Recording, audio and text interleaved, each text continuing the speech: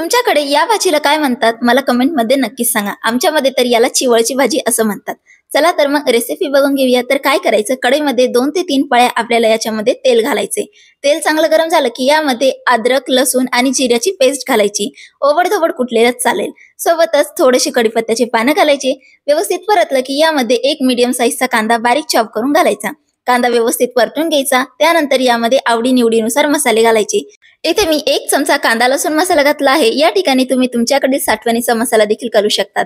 लाल तिखट, धने जिरे पूड, हळदी पावडर आणि अर्धा चमचा किचन किंग मसाला व्यवस्थित परतून घ्यायचं आणि यामध्ये आपल्याला टाकायची चिवळची भाजी म्हणजेच घोळची भाजी. आता यामध्ये चवीनुसार मीठ टाकायचं, व्यवस्थित परतून घ्यायचं आणि यामध्ये आपल्याला टाकायचं बेसन.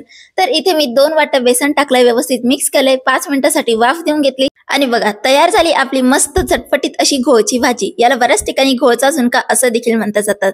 यावरती थोडंसं तेल टाकायचं आणि ही भाजी तुम्ही नक्कीच एन्जॉय करू शकता. चला तर मग नेक्स्ट व्हिडिओमध्ये भेटूया. Bye bye.